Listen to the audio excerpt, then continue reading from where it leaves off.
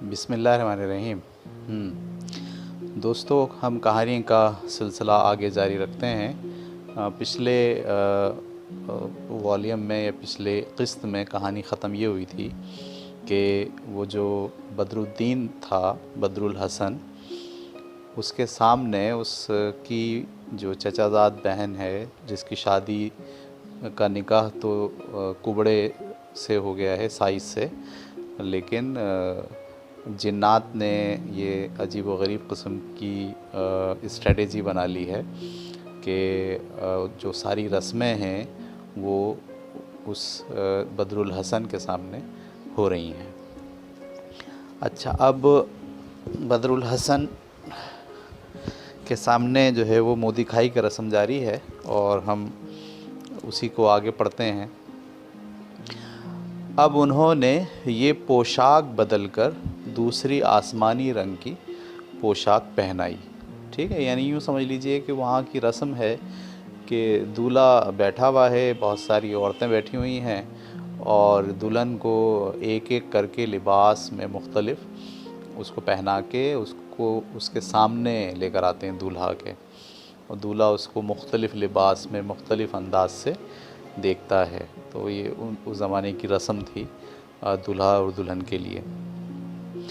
تو اب انہوں نے یہ پوشاک بدل کر دوسری آسمانی رنگ کی پوشاک پہنائی، اور جب وہ اس لباس میں باہر نکلی تو ایسا معلوم ہوتا تھا کہ چاند نکل آیا ہے۔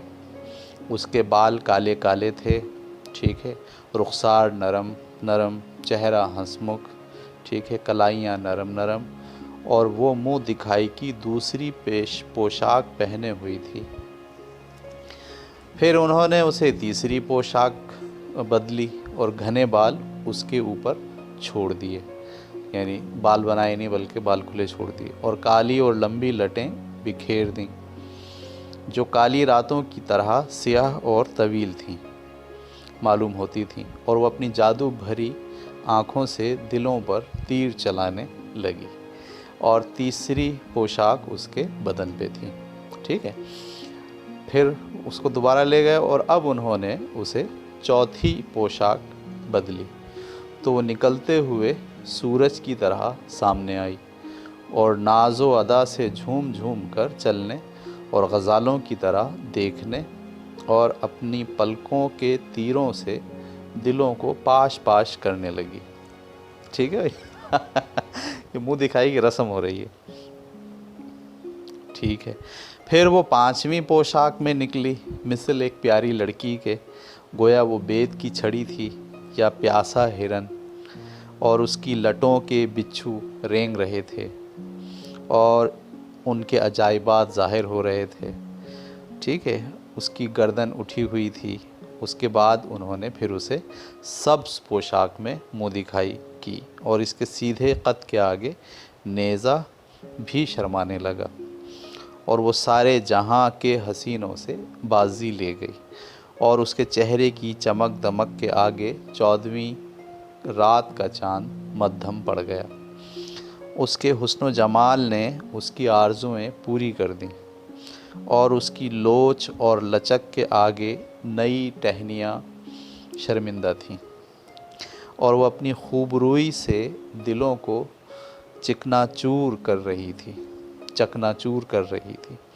پھر انہوں نے 7ویں پوشاک میں اس کی منہ دکھائی کی جو دھانی رنگی تھی، یعنی 7 جوڑے تھے اس کے پاس، اور 7 میں الگ الگ اس کی منہ دکھائی کی گئی۔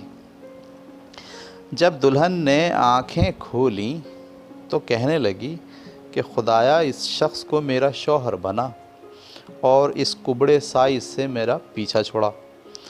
ان لوگوں نے 7 کی 7 منہ دکھائیاں بدر الدین حسن کے سامنے کی، اور وہ کبڑا سائز ایک طرف بیٹھا رہا۔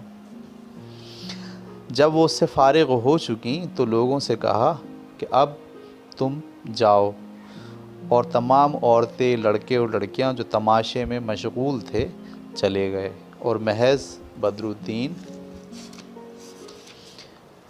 حسن اور کبڑا سائز باقی رہ گئے۔ اب سنگار کرنے والیاں دلہن کے کمرے میں داخل ہوئیں تاکہ اسے اس کے کپڑے اور زیور اتار کر اسے دولہا کے لیے تیار کر دیں. یعنی منہ دکھائی کی رسم ختم ہو گئی اور اب فائنل دلہن جو ہے وہ تیار ہوگی دولہا کے لیے. اس پر کبڑا سائس بدر الدین حسن کے پاس آیا. اب دیکھیں سچویشن یہ ہے کہ ساری رسم جو ہے وہ بدر الدین حسن کے سامنے ہوئی ہے، وہ بیچارہ الگ کونے میں بیٹھا ہوا ہے، اور وہ اٹھ کے آیا ہے بدر الدین حسن کے پاس اور کیا کہتا ہے، اور کہنے لگا کہ اے میرے آقا، تیری وجہ سے آج کی رات خوب کٹی اور تو نے اپنے احسانات سے ہمیں مالا مال کر دیا. اچھا اب بہت ہو گئی، اب تو اٹھ کر باہر جا. اس نے کہا کہ بسم اللہ، اور وہ اٹھ کر دروازے سے باہر چلا گیا. کون؟ بدر الدین حسن. جن نے اسے دیکھ کر کہا، اچھا جن وہاں موجود ہیں، سب رکھوالی کر رہے ہیں، دیکھ رہے ہیں، ٹھیک ہے. جن نے اسے دیکھ کر کہا کہ اے بدر الدین ٹھہر، جب کبڑا پاخانہ کرنے جائے تو فوراً اندر جا کر دالان میں بیٹھ جائیو، اور جب دلہن سامنے آئے تو اسے کہیو کہ تیرا شوہر میں ہوں. ٹھیک ہے. بادشاہ نے یہ چال اس لیے چلی تھی کہ کہیں نظر نہ لگ جائے. دیکھ رہے ہیں آپ، جنات نے ایک ایسا ڈرامہ رچایا ہے کہ جس سے دلہن کو یہ محسوس ہوگا کہ اصل میں اس کا شوہر بدر الدین حسن ہے، اور یہ صرف اور صرف بادشاہ کی چال تھی اس کو نظر بد سے بچانے کے لیے. بادشاہ نے یہ چال اس لیے چلی تھی کہ کہیں نظر نہ لگ جائے، اور جس شخص کو تو نے دیکھا ہے وہ تو ہمارا ایک سائز ہے. پھر تو آگے بڑھ کر اس کا چہرہ کھولیو، کیونکہ ہم اپنی غیرت مندی کے لیے یہ کام کرتے ہیں. ٹھیک ہے جی. جن بدر الدین سے یہ باتیں کہہ ہی رہا تھا کہ سائس نکل کر پاخانے گیا، یعنی وہ باتھ روم گیا، اور کھڈی پر بیٹھنے ہی والا تھا. کھڈی مطلب ہم سمجھتے ہیں سب اس کو. اب جن، یعنی اب وہ جو ایک جن تھا، دو جن ہیں، ایک وہاں جن ہے اور ایک وہاں جنی ہے.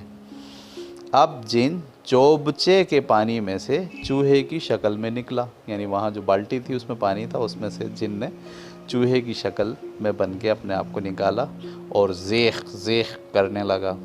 کبڑے نے کہا کہ خیر تو ہے، تجھے کیا ہوا؟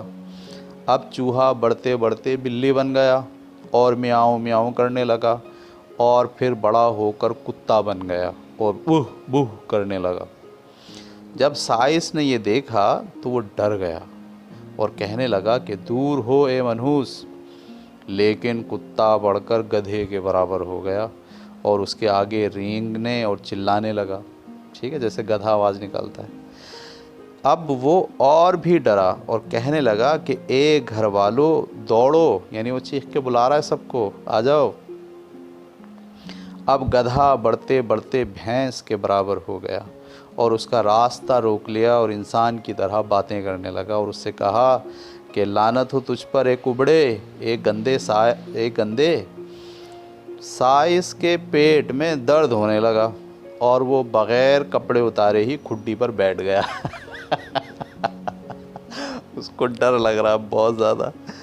ٹھیک ہے، اور ڈر کے مارے اس کے دانت بجنے لگے.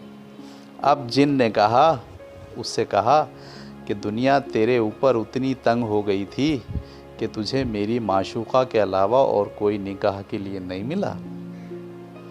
سائس چپ تھا اور جن نے کہا کہ جواب دے ورنہ میں تجھے زمین کے اندر گاڑ دوں گا. اس نے کہا کہ میں خدا کی قسم کھاتا ہوں کہ میرا کوئی گناہ نہیں، لوگوں نے میرے ساتھ زبردستی کی ہے. میں خدا کے سامنے اور پھر تیرے سامنے توبہ کرتا ہوں. جن نے کہا کہ میں بھی قسم کھاتا ہوں کہ اگر تو اس وقت یہاں سے نکلا یا سورج نکلنے سے پہلے تو نے کوئی بات کی تو میں تجھے قتل کر ڈالوں گا. جب سورج نکل چکے تو تو یہاں سے نکل کر چل دیجیے اور پھر کبھی یہاں کا رخ نہ کرنا. اب دیو نے کبڑے سائس کو پکڑ کر اس کو سر کے بل کھڈی میں کھڑا کر دیا اور اس کے پاؤں اوپر کی طرف کر دیے اور کہنے لگا کہ میں تجھے یہاں چھوڑتا ہوں مگر سورج نکلنے تک میں تیری پہرے داری کروں گا. ٹھیک ہے. کہانی جو ہے وہ بڑی فلمی کہانی ہو گئی ہے۔ یہاں تک تو کبڑے کا قصہ ہوا، اب بدر الدین حسن کا ماجرا سنیے۔ اس نے کبڑے اور جن کو جھگڑتا چھوڑا اور مکان میں داخل ہوا اور دالان کے بیچ میں آ کر بیٹھ گیا۔ یعنی اب وہ بڑا سا کمرہ ہے، دالان ہے، صحیح ہے، اس کمرے میں وہ دلہن کو لایا جائے گا اور وہ وہاں اس کے دالان میں آ کر بیٹھ گیا۔ اتنے میں دلہن آئی اور اس کے ساتھ ایک بڑھیا تھی۔ بڑھیا کمرے کے دروازے پر ٹھہر گئی اور کہنے لگی کہ اے سر و قد والے، اٹھ اور خدا کی امانت لے۔ یہ کہہ کر بڑھیا الٹے پاؤں پھر گئی اور دلہن نے دالان میں قدم رکھا۔ اس کا نام ست الحسن تھا، یعنی یہ جو لڑکی تھی اس کا نام کیا تھا؟ ست الحسن، اور اس کا دل ٹوٹا ہوا تھا اور وہ اپنے دل میں کہہ رہی تھی کہ میں اپنے آپ کو اس کے حوالے ہرگز نہ کروں گی، خواہ وہ مجھے قتل ہی کیوں نہ کر ڈالے۔ یعنی وہ سمجھ رہی ہے کہ سائس بیٹھا ہوا ہے ٹھیک ہے، وہ اپنے اندر یہ سوچ رہی ہے۔ جب وہ دالان کے اندر پہنچی تو اس کی نظر بدر الدین حسن پر پڑی اور وہ کہنے لگی کہ اے پیارے، تو اب تک یہیں کھڑا ہے؟ میں اپنے دل میں کہہ رہی تھی کہ میں تیری اور کبڑے سائز کی شرکت میں ہوں۔ یعنی وہ یہ سوچی تھی کہ دونوں کے درمیان میں وہ پینڈولم کی طرح جھول رہی ہے۔ بدر الدین حسن نے کہا کہ سائز کی کیا مجال، وہ تو تیرے قریب آئے، کہ وہ تیرے قریب آئے، بھلا اس کی یہ قدرت ہو سکتی ہے کہ وہ تجھ میں میرا شریک ہو۔ لڑکی نے کہا تو پھر یہ بتاؤ کہ میرا شوہر کون ہے، تو ہے یا وہ ہے؟ بدر الدین نے کہا کہ اے ست الحسن، ہم نے اس کا مذاق اڑانے کے لیے یہ سوانگ باندھا تھا، ٹھیک ہے؟ تو نے دیکھا نہیں کہ سنگھار کرنے والیاں اور ڈومنیاں، یعنی گانا بجانے والیاں، اور تیرے گھر والیاں تیری منہ دکھائی میرے سامنے ہی کر رہی تھی۔ تیرے باپ نے اسے 10 دینار دے کر کرائے پر بلایا تھا کہ ہم پر بری نظر نہ پڑے، اور اب وہ چل دیا ہے۔ جب ست الحسن نے بدر الدین کی باتیں سنی تو وہ مسکرائی اور خوش ہو گئی اور نہایت ناز و ادا سے ہنسنے لگی، اور اس نے کہا کہ خدا کی قسم تو نے میرا غم دور کر دیا، ٹھیک ہے؟ اس طرح وہ دونوں آپس میں مل گئے، ٹھیک ہے؟ اور انہوں نے اپنی جو رات گزارنی تھی وہ رات گزاری، ٹھیک ہے؟ اچھا جناب، اور دونوں سو گئے۔ اب جن اور جنیہ کا قصہ سنیے۔ جن نے جنیہ سے کہا کہ اٹھ اور جوان کو اٹھا لا وہ دونوں بستر پر لیٹے ہوئے، وہ کہہ رہے جاؤ جوان کو اٹھا لا اور ہم اسے اس کے واپس مکان میں پہنچا آئیں، کہ کہیں ایسا نہ ہو کہ صبح ہو جائے، کیونکہ صبح قریب ہے۔ اب جنیہ بڑھی اور اسے سوتا ہوا اٹھا لائی اور لے کر اڑ گئی، اور وہ محض قمیص پہنے ہوئے اسی حالت میں تھا اور کوئی کپڑا اس کے بدن پر نہ تھا۔ بدر الدین حسن، ابھی جنیہ اسے لیے اڑ رہی تھی اور جن اس کے ساتھ ساتھ تھا، اور وہ راہ ہی میں تھے کہ صبح ہو گئی، ٹھیک ہے؟ خدا نے اپنے فرشتوں سے کہا کہ جن پر آگ کے انگارے پھینکیں، جن جل کر خاکستر ہو گیا اور جنیہ بچ گئی۔ یہ ہمارے ہاں عام طور پر سمجھا جاتا ہے کہ جب تارے ٹوٹتے ہیں تو دراصل کوئی نہ کوئی جن جو ہے اس کی موت آ رہی ہوتی ہے، تو یہ انہوں نے ڈال دیا اور جنیہ بچ گئی، اور وہ بدر الدین کے ساتھ اسی جگہ پر اتری جہاں پر انگارے پڑے تھے، کیونکہ اسے ڈر تھا کہ کہیں بدر الدین پر کوئی مصیبت نازل نہ ہو جائے۔ ان کی قسمت میں یہی لکھا تھا کہ وہ دمشق پہنچ جائیں۔ یہاں پہنچ کر جنیہ نے اسے دمشق کے ایک دروازے پر اتار دیا اور خود اڑ کر چل دی۔ اب دیکھیے وہ جو بدر الدین حسن ہے وہ واپس اپنی مقام پر آ گیا دمشق میں۔ جب دن نکلا اور شہر کے دروازے کھلے اور لوگ نکلے تو انہوں نے دیکھا کہ پری جمال نوجوان محض قمیض اور ٹوپی پہنے پڑا ہوا ہے، اور اس کے علاوہ اور کوئی کپڑا اس کے بدن پر نہیں ہے، اور وہ رات کے جاگنے کی وجہ سے نیند میں چور ہے۔ جب لوگوں نے اسے دیکھا تو کہنے لگے کیسی خوش نصیب ہوگی وہ عورت جس کے ساتھ اس نے رات گزاری ہے۔ خوبصورت ہے نا بہت، کاش کہ وہ اتنا تو ٹھہر جاتا کہ کپڑے ہی پہن لیتا۔ دوسرے نے کہا کہ بیچارہ کسی ضرورت کے تحت رات کو نکلا ہوگا، مگر نشہ چڑھ گیا اور جہاں جاتا تھا وہاں کی راہ بھول گیا اور شہر کے دروازے پر آ پہنچا اور اسے بند پا کر وہیں سو گیا۔ ابھی لوگ اس کے متعلق شش و پنج ہی میں تھے کہ ہوا چلی اور بدر الدین کی قمیص پیٹ تک اڑ گئی اور اس کا پیٹ اور گول ناف اور دونوں پنڈلیاں اور رانیں بلور کی طرح چمکنے لگیں۔ لوگوں نے کہا خدا کی قسم کیسا خوبصورت ہے۔ اب بدر الدین کی آنکھ کھلی تو اس نے دیکھا کہ وہ ایک شہر کے دروازے پر ہے اور وہاں بہت سے لوگ جمع ہیں۔ اس پر اسے تعجب ہوا اور کہنے لگا کہ میں کہاں ہوں اے نیک بخت لوگو، اور تم لوگ یہاں کیوں جمع ہو؟ کیا میرے ساتھ کیا ماجرا پیش آیا؟ انہوں نے جواب دیا کہ ہم نے فجر کی اذان کے وقت تجھے یہاں پڑا سوتا پایا، اس کے علاوہ ہمیں کچھ بھی معلوم نہیں۔ بتا تو صحیح کہ آج رات تو نے کہاں بسر کی ہے؟ بدر الدین حسن نے کہا کہ اے لوگو، واللہ آج رات میں مصر میں سویا تھا۔ اس پر ایک شخص نے کہا کیا تو بھنگ کھاتا ہے؟ دوسرے نے کہا کہ اوے پاگل، مصر میں رات گزارتا ہے اور صبح کے وقت دمشق میں ہوتا ہے۔ اس نے کہا کہ اے نیک مرد، خدا کی قسم میں نے تم سے بالکل جھوٹ نہیں کہا، میں کل رات واقعی مصر میں تھا اور کل دن میں بصرے میں۔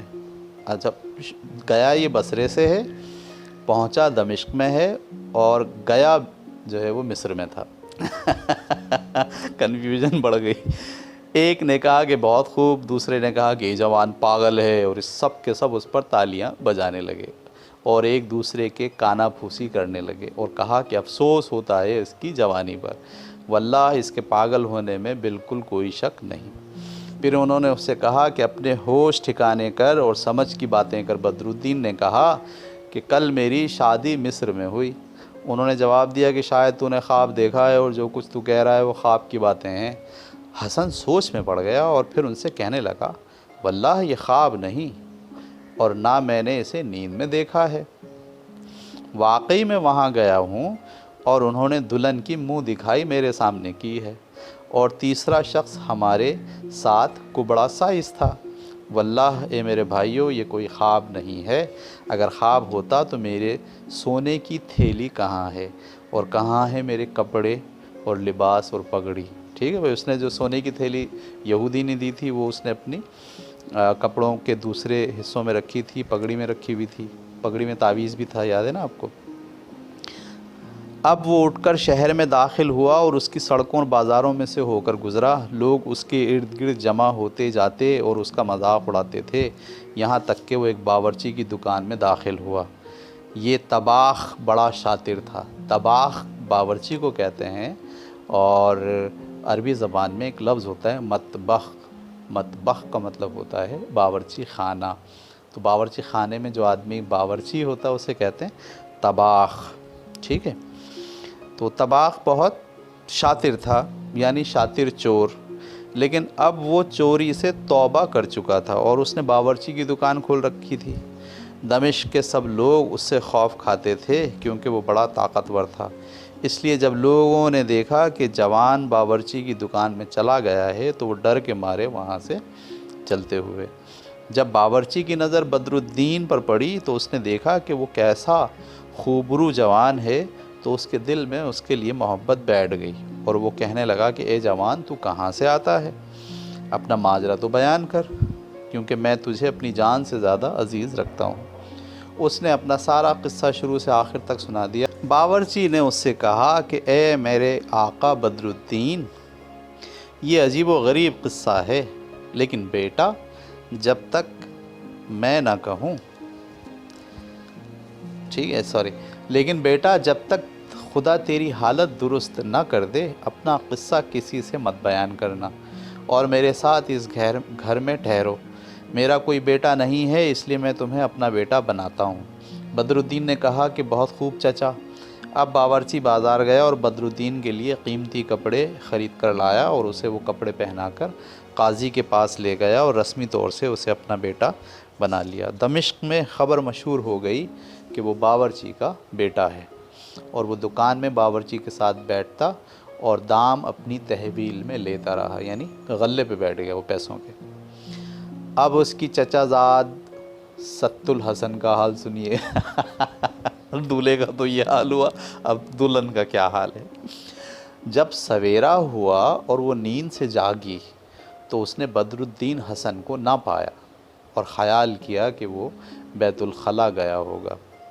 وہ بیٹھی اس کی راہ دیکھ رہی تھی کہ اس کا باپ آیا، یعنی جو وزیر تھا، اور وہ اس واقعے پر نہایت غمزدہ تھا جو بادشاہ کے ساتھ پیش آیا تھا، اور نیز بادشاہ کی ناراضگی پر اور اس پر کہ اس نے اس کی بیٹی کی شادی زبردستی اپنے غلام سے کر دی، اور وہ بھی ایک کبڑے سائز کے ساتھ۔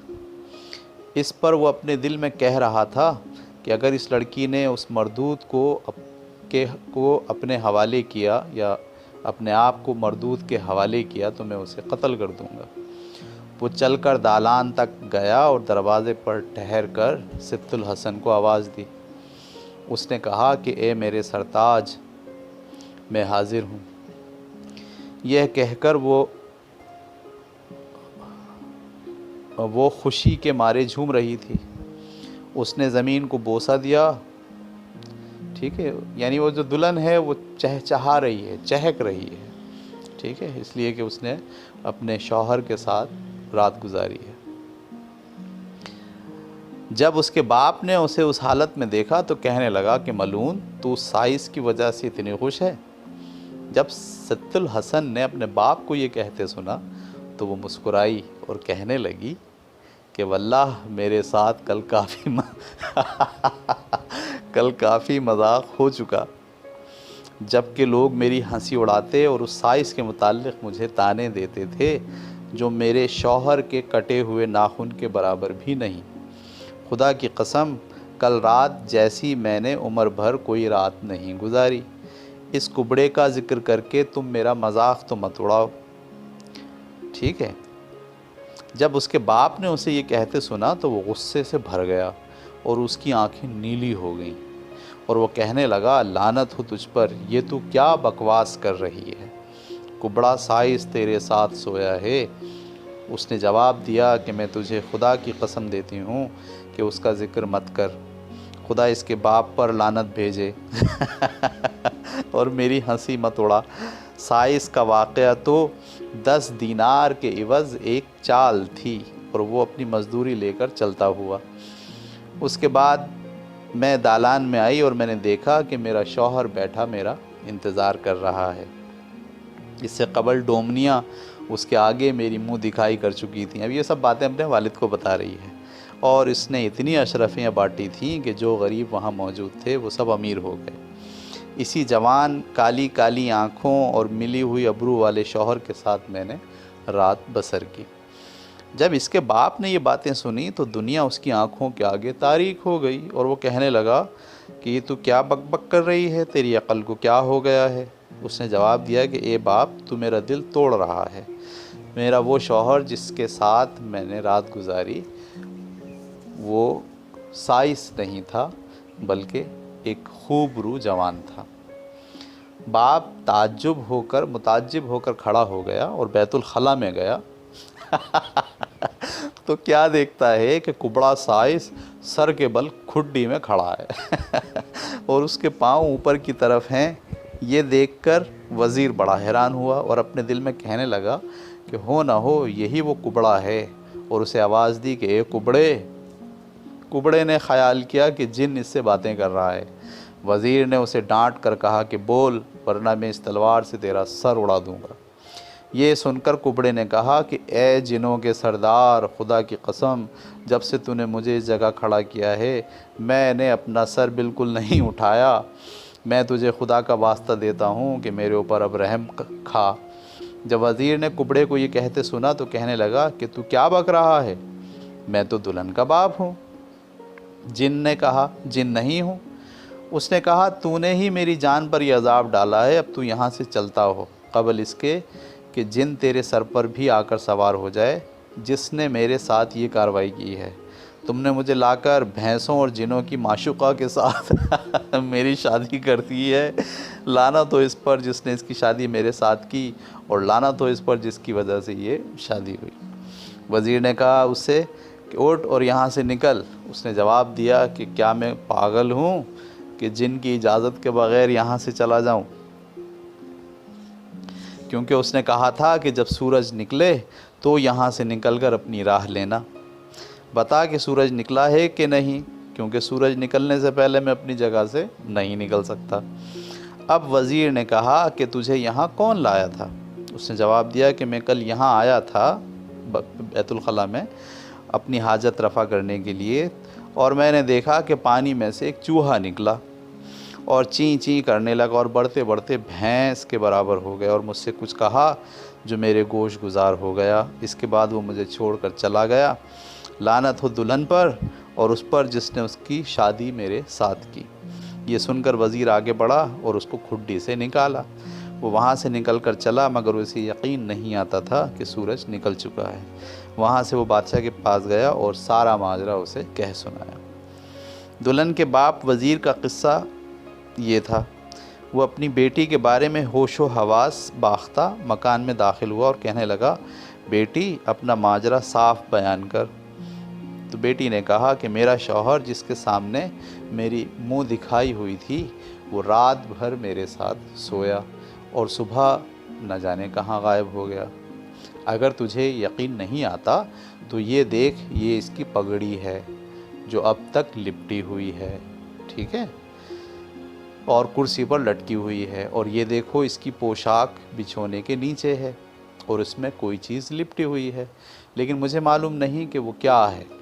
جب اس کے باپ نے یہ باتیں سنی تو وہ دالان میں داخل ہوا اور اپنے برادر زاد بدر الدین حسن کی پگڑی دیکھی، یعنی وہ اس کا تایا ہے نا، تایا زاد بیٹے یا برادر زاد، پگڑی دیکھی اور اسے فوراً اپنے ہاتھ میں اٹھا لیا اور الٹ پلٹ کر دیکھنے لگا اور کہا کہ یہ تو وزیروں کا سا امامہ ہے، کیونکہ یہ موصل کا بنا ہوا ہے۔ اب اس کی نظر اس تعویذ پر پڑی، ٹھیک ہے، جو اس کی ٹوپی میں سلا ہوا تھا، اور اس نے ٹانکے توڑ کر اسے نکال لیا اور اس کے کپڑے اٹھائے تو اسے ایک تھیلی ملی جس میں 1000 دینار تھے۔ اس نے اسے کھولا تو اس کے اندر ایک کاغذ کا ورق تھا اور وہ اسے پڑھنے لگا تو وہ اس یہودی کی رسید تھی، اور اس میں بدر الدین حسن بن نور الدین علی کا نام تھا اور 1000 دینار تھے۔ جب شمس الدین نے وہ کاغذ پڑھا تو اس کے منہ سے ایک چیخ نکلی اور وہ بے ہوش ہو کر زمین پر گر پڑا۔ اس کو پتہ چل گیا کہ یہ میرے بھائی کا بیٹا ہے۔ جب اسے ہوش آیا اور سارا قصہ اس کی سمجھ میں آ گیا تو وہ حیران ہو گیا اور کہنے لگا، سوائے اللہ کے اور کوئی معبود نہیں جو ہر چیز پر قادر ہے۔ پھر وہ کہنے لگا کہ اے بیٹی، تجھے معلوم ہے کہ تیری شادی کس کے ساتھ ہوئی اور کون تیرے ساتھ کس نے رات بسر کی؟ اس نے کہا نہیں۔ اس نے جواب دیا کہ وہ میرا برادر زاد اور تیرا چچیرا بھائی ہے، اور یہ 1000 دینار تیرا مہر ہے۔ اب اس نے تعویذ کھولا جو سلا ہوا تھا، اس کے اندر ایک تحریر پائی جس میں اس کے بھائی نور الدین نے خط میں تاریخیں لکھی ہوئی تھیں جو بدر الدین حسن کا باپ تھا۔ اس نے تعویذ کو پڑھا، اس میں بصرے کے وزیر کی بیٹی سے شادی کی تاریخ لکھی تھی، یعنی اپنی، اور اس کے بچے کی پیدائش کی تاریخ لکھی تھی۔ یہ سب پڑھ کر وہ حیران ہو گیا اور مارے خوشی کے کانپنے لگا۔ اب اس نے اپنے اور اپنے بھائی کے واقعات کا مقابلہ کیا تو دونوں کو ایک دوسرے کے موافق پایا، اور اس کی اور اس کے بھائی کے نکاح کی تاریخ بھی ایک تھی۔ اس کی بیٹی ست الحسن اور بدر الدین حسن کی پیدائش کی تاریخ بھی ایک تھی۔ اب وہ یہ کاغذ لے کر سلطان کے پاس گیا اور سارا ماجرا بیان کیا۔ بادشاہ کو بڑا تعجب ہوا اور اس نے حکم دیا کہ اس واقعے کو فوراً کتاب میں قلم بند کر لیا جائے۔ اب وزیر اپنے برادر زادے کا دن بھر انتظار کرتا رہا، لیکن وہ نہ آیا، وہ تو کہاں ہے؟ دمشق میں۔ پھر دوسرے دن، پھر تیسرے دن، اسی طرح جب 7 دن گزر گئے اور اس کو خبر نہ ہوئی تو اس نے کہا کہ خدا کی قسم اب میں ایک ایسا کام کرنا چاہتا ہوں جو اب تک کسی نے نہ کیا ہوگا، یہ کہہ کر اس نے قلم اور دوات لی اور سارے گھر کا خاکہ ایک کاغذ پر کھینچ دیا کہ غسل خانہ فلاں جگہ پر ہے اور فلاں پردہ فلاں جگہ پر.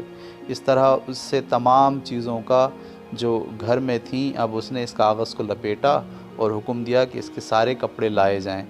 لوگ اس کی پگڑی اور ٹوپی اور کلاہ اور تھیلی لائے اور اس کے سپرد کیا. اس نے انہیں بند کر کے لوہے کا قفل ڈالا اور اس پر اپنی مہر لگا دی کہ جب تک اس کا برادر زاد حسن نہ آ جائے جب تک اسے نہ کھولا جائے.